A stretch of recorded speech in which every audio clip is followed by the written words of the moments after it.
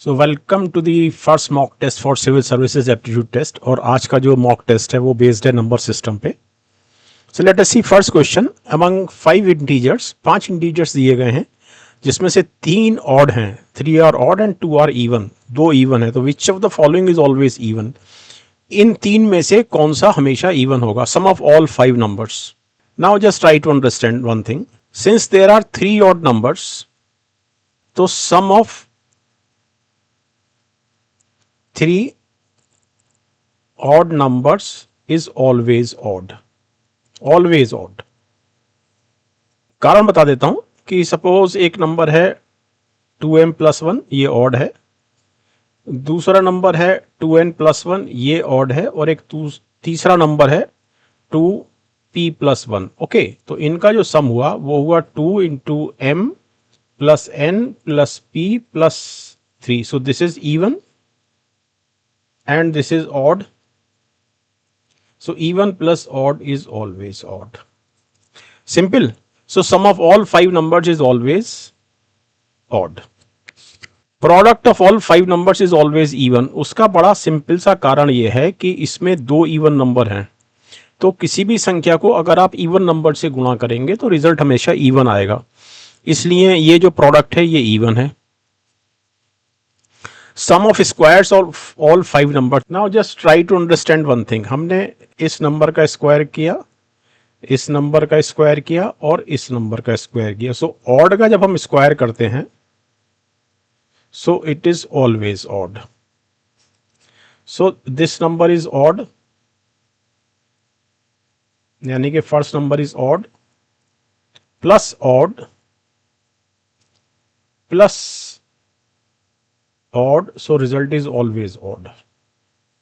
Okay, और even number square हमेशा even मिलेगा, but odd plus even is always odd, so it is also odd.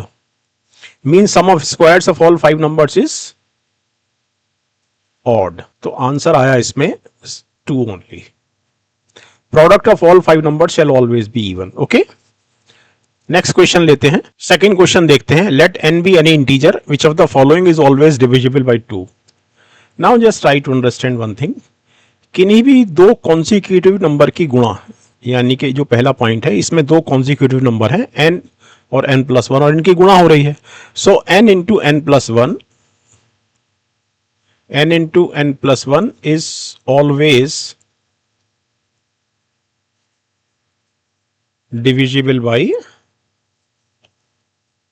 2। उसका कारण यह है कि n और n+1 में एक नंबर, चूंकि कॉन्सिक्यूटिव नंबर है, एक नंबर इन दोनों में से कोई सा भी एक number shall always be even. या तो n इवन होगा या n+1 इवन होगा। फॉर एग्जाम्पल, या तो 5 और 6 में अगर हम कंपैरिजन करें तो 6 इवन होगा। अगर हम 11 और 12 में कंपैरिजन करें तो 12 इवन होगा। अगर हम 16 और 17 में कंपैरिजन करें तो 16 इवन होगा। I hope you got the point. So this is even. दूसरा पॉइंट देखते हैं। n² + n+1, इसको हर हालत में ऐसे लिख सकते हैं, but this is always even. पहले वाले पार्ट में यहां देखा हमने इस जगह। सो इवन, बट इसमें 1 जुड़ रहा है, but 1 is odd. So even plus odd is always odd, hence not divisible by 2। तो ये 2 से डिविजिबल नहीं है। तीसरा पॉइंट देखते हैं। n × n+2। अब इसमें 2 चीजें हैं। अगर n ऑड है तो n+2 भी ऑड है, तब n × n+2 is not divisible by 2। अगर n इवन है तो n+2 भी इवन है। Then n × n+2 is even. तो हम कह नहीं सकते क्योंकि हमको पता नहीं है कि n कैसा इंटीजर है। यहां पर दिया गया है n इज एनी इंटीजर, तो इसलिए जो तीसरे नंबर पर जो हमको एक्सप्रेशन दिया गया है, it is not always divisible, it is not always divisible by 2। पूछा है always divisible by 2। So only option 1, I mean only expression 1, ये n × n+1 is always divisible by 2। Option 1 is the answer. Okay, next question लेते हैं। If ABC are integers such that exactly one of them is even, then which of the following is always odd. हम ये presume करते हैं कि A जो है, number A is even. कोई भी एक हमको इवन चाहिए, exactly one of them even. अब अगर a प्लस बी प्लस सी की बात करें, सो it is even plus odd plus odd, but odd plus odd is even, so even plus even is equal to even, so this is even. okay, अब second statement की बात करते हैं, a square plus B square plus C square, but a is even, so even square is even, b is odd, odd square is always odd, c square but c is odd, odd square is always odd, odd plus odd is even, this is even, so result is even, so this is even, is always even। उसका कारण यह है कि a even है, तो even number से किसी भी नंबर को जब आप गुणा करेंगे तो रिजल्ट आपको हमेशा even मिलेगा। तो ये तीनों नंबर आपके पास even है, तो इसकी ऑप्शन जो हैं वो मुझे लगता है गलत दी गई हैं।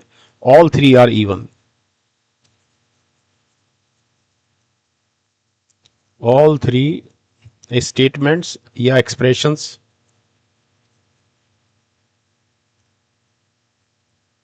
आर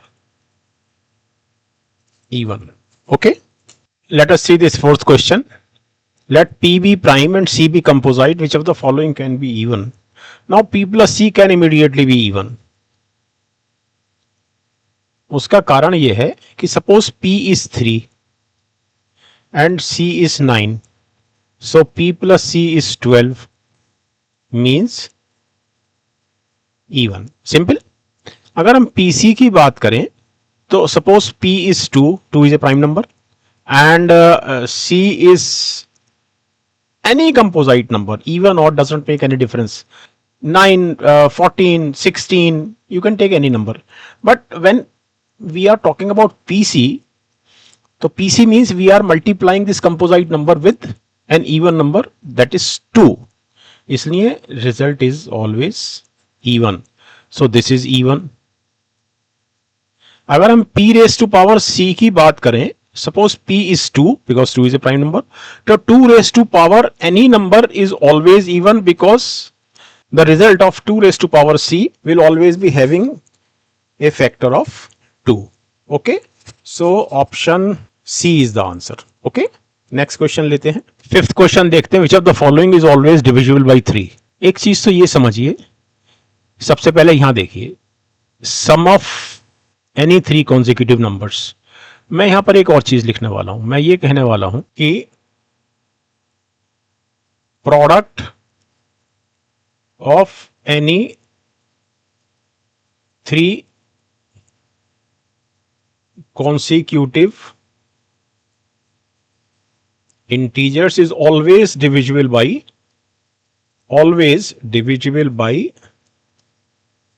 3। इसका कारण यह है कि ये जो 3 consecutive integers हैं, से n, n+1 और n+2, इनमें से कोई एक, any one of these 3 is always divisible by 3, इसलिए इनका प्रोडक्ट भी 3 से डिविजिबल होगा, hence this is divisible by 3।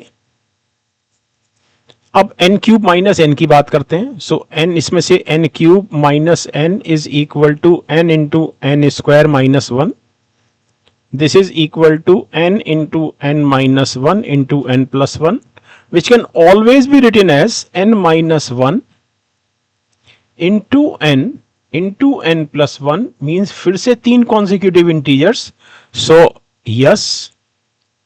और अब आती है बात सम ऑफ 3 consecutive integers पर। प्रोडक्ट इज वेरी क्लियर कि product of 3 any 3 consecutive integers is always divisible by 3। तो अब हम ये जो तीसरा पार्ट है इसको देखते हैं, जस्ट ट्राई टू अंडरस्टैंड ये वाला, this is n minus 1 plus n plus n plus 1, 3 consecutive integers का हमने सम कर लिया, this is equal to 3n, but 3n is divisible by 3, so this yes। तो sum of any three consecutive integers is always divisible by 3. Product of any three consecutive integers is always divisible by 3. So option C is the answer. Okay. अच्छा, यहां आपको ये भी बताना बड़ा जरूरी है कि the product of any three consecutive integers is always divisible by 6. Remember, कारण बड़ा सिंपल सा है कि अगर हम इन तीन कॉन्जिक्यूटिव इंटीजर्स की बात करें तो ऑफ कोर्स इनमें से एक नंबर हर हालत में 2 से डिविजिबल होगा, क्योंकि दो कॉन्जिक्यूटिव नंबर में एक कोई भी संख्या आइदर फर्स्ट और सेकंड 2 से डिविजिबल होती है, और जो तीसरा नंबर बचा वो 3 से डिविजिबल होगा। तो कुल मिलाकर ये प्रोडक्ट 3 गुणा 2 बराबर 6 से डिविजिबल होगा। तो just retreating, reminding you once again that the product of any three consecutive numbers is always divisible by 6, hence it is divisible by 3, hence it is divisible by 2 as well. Okay, 6th question देखते हैं। if x is an integer which of the following is always a multiple of 4। एक चीज तो ध्यान रखिए कि product of any 4 consecutive integers is always divisible by 4। कारण बता देता हूं, इसी को उठाते हैं, इस कारण को, इसको इस तरह से लिखते हैं x इंटू एक्स प्लस 1 एक तरफ और x plus 2 into x plus 3 अलग। अब ये दो कॉन्सिक्यूटिव इंटीजर्स हैं। ओके, तो इसलिए ये इवन है, means divisible by 2, divisible by 2। इसी तरह से ये दो कॉन्सिक्यूटिव इंटीजर्स हैं, इनका प्रोडक्ट इवन है, इनका प्रोडक्ट इवन है, means divisible by 2। So this is divisible by 2, this is divisible by 2, यानी यहां पर भी 2 एक फैक्टर, यहां पर भी एक फैक्टर 2 है, तो इस पूरे प्रोडक्ट का जो फैक्टर हो गया वो 4 हो गया। मींस ये जो 4 कॉन्सिक्यूटिव इंटीजर्स हैं ये हमेशा 4 से डिविजिबल होंगे। तो यस, ये 4 से डिविजिबल होंगे। सिमिलर इज द, और हाँ ऑफ कोर्स ये भी 4 से डिविजिबल होंगे। अब similar is the situation here, यानी कि जो सेकंड एक्सप्रेशन है, सेकंड एक्सप्रेशन को देखते हैं, इस वाले एक्सप्रेशन को देखिए। यहां पर एक्चुअली ये लिखा हुआ है x इंटू एक्स प्लस 1 का होल स्क्वायर, लेकिन ये दो कॉन्सिक्यूटिव इंटीजर्स है, इसका मतलब 2 इज ए फैक्टर, क्योंकि ये इवन हो जाएगा। ये दो कॉन्सिक्यूटिव इंटीजर्स हैं x और x प्लस 1, इसलिए 2 से डिविजिबल है, क्योंकि इनमें से एक इवन है। अब जब 2 इसका फैक्टर है और इस पे स्क्वायर लगा हुआ है, यानी कि टोटल का जो एक फैक्टर है वो 4 है, 4 is a factor. So this is also divisible by 4। So all I mean 1 2 3, ये जो तीनों एक्सप्रेशन हैं, ये तीनों एक्सप्रेशन 4 से डिविजिबल हैं। नेक्स्ट क्वेश्चन देखते हैं। Let n be an integer which of the following can be odd. So पहला जो एक्सप्रेशन है वो है n square plus n means n into n plus 1। अब ये प्रोडक्ट ऑफ दो कॉन्जिक्यूटिव नंबर्स का है, ये यानी कि दो कॉन्जिक्यूटिव नंबर की गुणा कर रहे हैं। हमने पिछले क्वेश्चन में देखा है कि दो कॉन्सिक्यूटिव नंबर्स की जब गुणा होती है तो रिजल्ट इज ऑलवेज इवन, क्योंकि इन दोनों में एक नंबर आइदर n और n plus 1 shall always be even.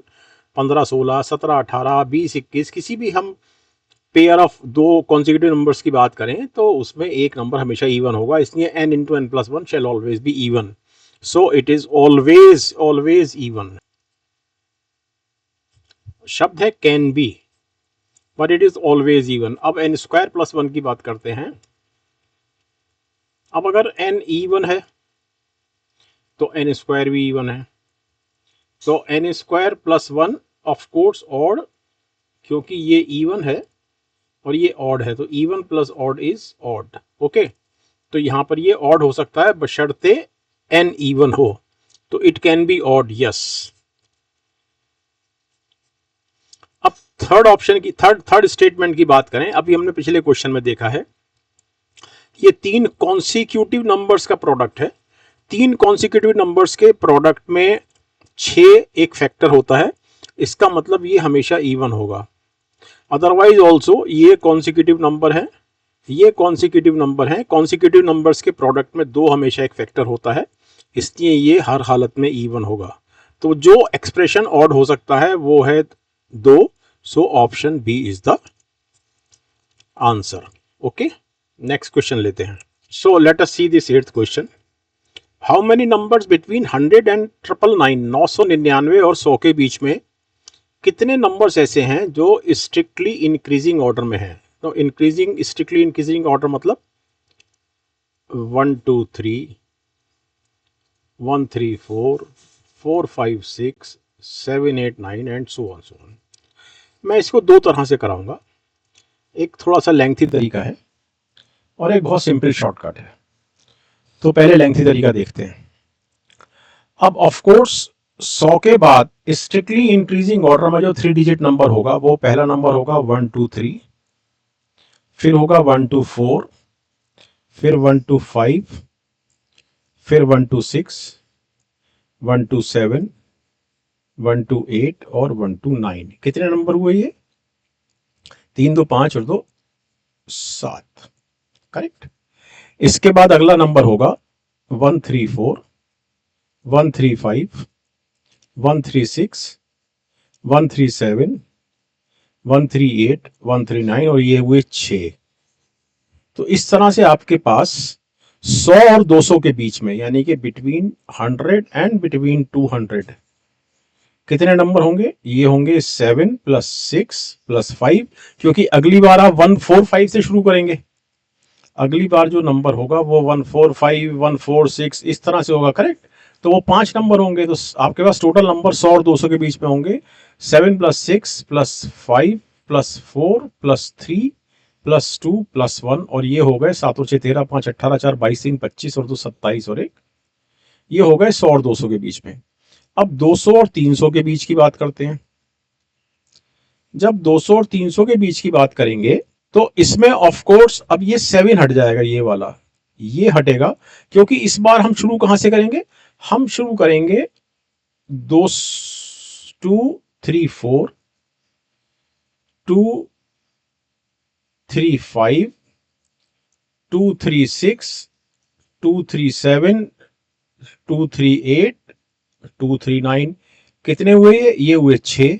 अब अर्थात ये शुरू होगा 6 plus 5 plus 4 plus 3 plus 2 plus 1 और ये हो गया 21। ये 5 कहां से आया? ऑफ कोर्स इसके बाद जो श्रृंखला बनेगी वो बनेगी 2 4 5 2 4 6 2 4 7 2 4 8 2 4 9, करेक्ट। फिर बनेगी 2 5 6 एंड सो ऑन, तो 21 हो गया। अब अगर हम 300 और 400 के बीच की बात करेंगे तो हमारे पास नंबर बनेंगे 21 में से 6 गया 15, ये 6 नहीं बनेंगे इस बार, क्योंकि हम शुरू करेंगे 345 से, करेक्ट। तो 15 बनेंगे। अब अगर हम 400 और 500 के बीच की बात करेंगे तो हम इसमें से 5 कम और करेंगे, क्योंकि ये 15 कैसे आया? ये 5 से शुरू किया था हमने, ये 6 हटा दिया था, ये ऐसे आया था। अब इस बार हम 5 को भी हटा देंगे, तो इस बार नंबर बनेंगे 10 400 और 500 के बीच में। अब 500 और 600 के बीच में देखते हैं, पैटर्न देख लेते हैं। यहां 7 कम हुआ, 6 कम हुआ, 5 कम हुआ, तो इस बार 4 कम होगा, तो ये 6 बनेंगे। बना के भी देख लेते हैं, ये बनेंगे 5 6 7 5 6 8 5 6 9 5 7 8 5 7 9 और 5 8 9, तो ये 6 बन गए। अब 600 और 700 के बीच में, अब देखिए यहां पर हमने 4 कम किया, अब हम 3 कम करेंगे, 3 बनेंगे। बनाकर भी देख लेते हैं, 6 7 8 6 7 9 और 6 8 9, तो ये 3 बन गए। और 700 और 800 के बीच में कितने बनेंगे? अब यहाँ पर 3 कम किए, अब हम यहाँ पर 2 कम करेंगे, अर्थात 1 बनेगा। एक कौन सा बनेगा? 7 8 9, दैट्स ऑल। 800 से ऊपर नहीं बन पाएगा एक भी, करेक्ट। तो कुल कितने नंबर हो गए? 8 और 1 9 और 5 14, 6 20 और 3 23 और 1 24, 2 और 2 4, 2 6 7 और 1 8, 84 नंबर हो गए। तो 84 नंबर ऐसे नंबर हुए 100 और 999 के बीच में जो स्ट्रिक्टली इंक्रीजिंग ऑर्डर में है। क्लियर? अब इस तरह से जब इस क्वेश्चन को किया गया तो इसमें समय लगा। अब मैं इस क्वेश्चन का एक बहुत सिंपल सा शॉर्टकट, हार्डली सेकेंड्स का, वो मैं आपको देता हूं। Now just try to understand one thing. 3 digit का ये नंबर देखिए, 1 2 3। अब इन 3 डिजिट से 1 2 3 से और बाकी क्या क्या नंबर बन सकते हैं? बन सकते हैं 1 3 2, 2 3 1, 2 1 3, 3 1 2, 3 2 1। तो कुल मिला के 6 नंबर बन सकते हैं। लेकिन इन 6 नंबर में सिर्फ यही एक नंबर ऐसा है जो इस कंडीशन को क्वालिफाई कर रहा है, करेक्ट। अब ये जो 6 जो संख्याएं बनी, एक्चुअली ये हमने परमुटेशन निकाले। तो परमुटेशन में क्या होता है? ऑर्डर मैटर करता है, मतलब 1 2 3 1 3 2 2 3 1 2 1 3 3 1 2 3 2 1, ये सब अलग है। लेकिन हमको चाहिए कॉम्बिनेशन, क्योंकि हमको सिर्फ एक ही नंबर चाहिए इनमें से जो नंबर इसकी पूर्ति करता हो, इसकी, तो वो एक ही है। तो हम यहाँ पर कॉम्बिनेशन निकालेंगे, यानी कि ये जो 6 नंबर आए हमारे लिए, इनकी वैल्यू सिर्फ एक नंबर की है, और वो नंबर कौन सा है? ये वाला। तो एक्चुअली हमको 9 डिजिट्स में से कौन कौन सी 9 डिजिट? 1 से लेके 9 तक। Remember, we are excluding 0। उसका कारण ये है कि 0 अगर किसी नंबर में शुरू में आ गया, सपोज 0 1 2 हो गया, तो है तो ये इंक्रीजिंग, लेकिन शुरू में 0 रखने से इस नंबर को हम 12 ही पढ़ेंगे, 3 डिजिट का तो ये होगा नहीं, तो हम 0 को एक्सक्लूड करेंगे। तो हमको सिर्फ 1 से 9, इन 9 नंबर में से हमको 3 डिजिट से बनने वाले नंबर का कॉम्बिनेशन निकालना है। सो इट इज 9C3। तो ये हो गया 9 गुणा 8 गुणा 7, और नीचे हो गया 1 इंटू 2 इंटू 3, तो ये हो गया 9 8 72, 6 12, 12 गुणा 7 84। आंसर। ये कंसेप्ट आपको ध्यान रखना है, ये जो मैंने बताया आपको। हम कॉम्बिनेशन लगा रहे हैं क्योंकि 3 डिजिट अगर हम लेंगे, हम 1 2 3 का एग्जाम्पल ले रहे हैं, तो जो डिजिट हैं 1 2 3, उनसे 6 नंबर अलग अलग बन रहे हैं, लेकिन हमारे लिए उसमें से एक ही नंबर की वैल्यू है, एक ही नंबर का रेलिवेंस है जो इस कंडीशन की पूर्ति कर रहा है कि डिजिट्स जो हैं वो स्ट्रिक्टली इंक्रीजिंग ऑर्डर में होनी चाहिए। तो ये सिर्फ एक ही नंबर की पूर्ति कर रहा है, तो हम 6 को 1 पढ़ेंगे, इसलिए हम कॉम्बिनेशन निकालेंगे। Okay, simple. So answer is 84। So that was the shortest cut of solving this question, for solving this question. Okay, next question लेते हैं। 9th क्वेश्चन देखते हैं। Find number of pairs xy such that xy equal to 36। इसको दो तरह से करेंगे, एक सिंपल शॉर्टकट और एक थोड़ा सा लेंथी मेथड। तो लेंथी मेथड को पहले देख लेते हैं। So xy is equal to 36. So 36 is equal to 1 into 36. It is equal to 2 into 18. It is equal to 3 into 12. It is equal to 4 into 9 and it is equal to 6 into 6. तो number of factors कितने हुए? वैसे तो यहीं से दिख रहे हैं, 2 फैक्टर ये हुए, 2 फैक्टर ये हुए, 2 फैक्टर ये हुए, 2 फैक्टर और 1 फैक्टर ये हुआ, 6। तो 9 फैक्टर हुए। लेकिन मैं इसको लिख के भी दिखा देता हूँ 9 फैक्टर्स कैसे हुए। 1 और 36, फिर 2 और 18, फिर 3 और 12, फिर 4 और 9 और फिर 6। करेक्ट। तो 9 फैक्टर हुए। अब इसका एक शॉर्टकट देख लेते हैं। शॉर्टकट में क्या करेंगे हम? x इक्वल टू 36 का प्राइम फैक्टराइजेशन करेंगे। प्राइम फैक्टराइजेशन मतलब हम इसके फैक्टर्स निकालेंगे जो प्राइम नंबर्स हैं। तो of course it is 4 into 9, so 4 is 2 square and 9 is 3 square. Now 2 is a prime number, 3 is a prime number.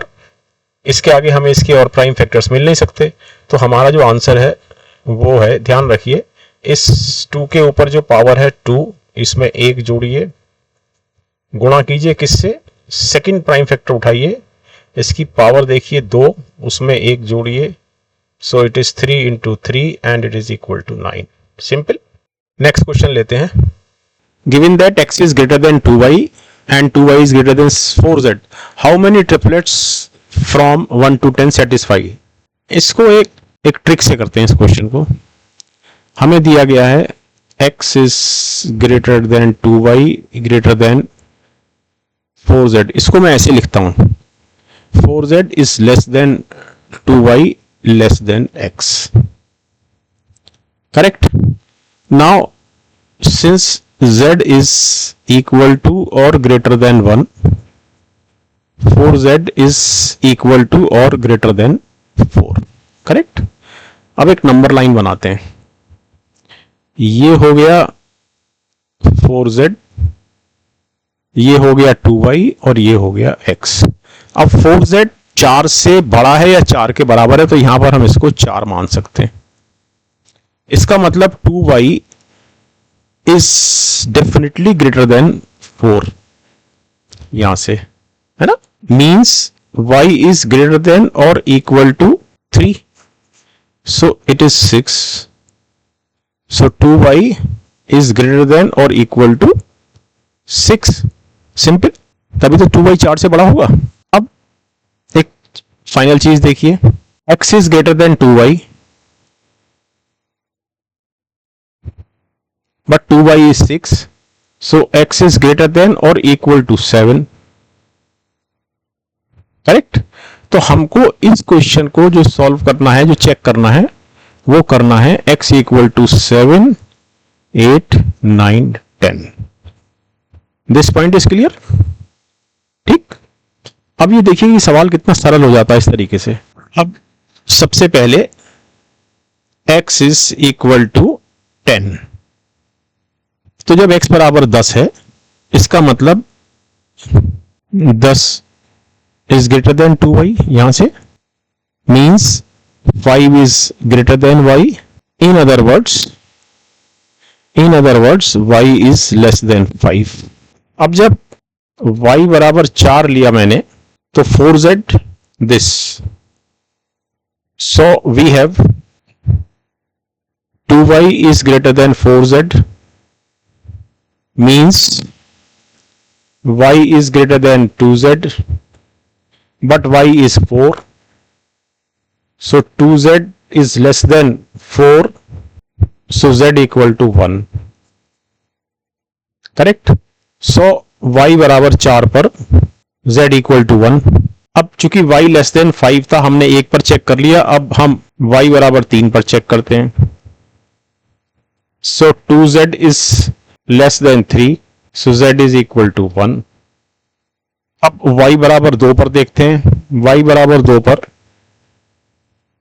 2z is less than 2, so z is less than 1 but impossible. तो x बराबर 10 पर हमको दो value मिली, ये वाली और ये वाली. तो दो ट्रिपलेट हमको यहां से मिल गए, यानी कि हमको जो ट्रिपलेट मिल गए, अगर मैं ट्रिपलेट इस तरह से लिखूं x y z, तो हमको x बराबर 10 पर जो ट्रिपलेट मिले वो मिले 10, 4, 1 और दूसरा मिला 10, 3, 1. सिंपल. अब हम देखते हैं x बराबर 9 पर. सो वंस अगेन यहां से या यहां से कहीं से भी आप देख ले, यहां से 9 is greater than 2y, means y is less then 9/2. So y बराबर 4. तो सिमिलर केस जो यहां पर है, z बराबर 1, y बराबर 3, z बराबर 1. इसके बाद पॉसिबल नहीं है, जैसे यहां पॉसिबल नहीं था, इस जगह पॉसिबल नहीं था. तो हमें अब जो ट्रिपलेट मिले वो मिले 9, 4 1 9 3 1। अब हमने x बराबर 10 देख लिया, x बराबर 9 देख लिया, अब हम x बराबर 8 देखेंगे। x बराबर 8 means 8 is greater than 2y, means y is less than 4, so y equal to 3। एक ही मिलेगा ये वाला, करेक्ट। तो एक मिला हमको सिर्फ, और कौन सा एक मिला? वो मिला हमको 8, x की वैल्यू 8, y की वैल्यू 3 और z की वैल्यू 1। तो ये हमको एक और मिला। अब x बराबर 8 पर और पॉसिबल नहीं है, क्योंकि y बराबर 2 पॉसिबल नहीं है, हम देख ही चुके हैं। अब हमारा जो आखिरी चेक करने के लिए x की वैल्यू रह गई वो है x इक्वल टू 7, यानी 7 is greater than 2y, means y is less than 7y2, so y equal to 3, so y equal to 3 पर z equal to 1। तो यहां पर हमको मिला प्लेट 7 3 1, तो 1 2 2 4 2 6 ट्रिपलेट हमको मिले। So option D is the answer. Okay, तो हमारे इस CSAT civil services aptitude test के लिए पहले मॉक टेस्ट में 10 क्वेश्चन हमने सॉल्व किए हैं। मेरे ख्याल से आपको क्लैरिटी मिली होगी नंबर सिस्टम पर। अगले मॉक टेस्ट में हम लोग कुछ और क्वेश्चंस करेंगे CSAT के लिए। बहुत बहुत धन्यवाद, मिलते हैं नेक्स्ट वीडियो में। वीडियो देखने के लिए बहुत धन्यवाद।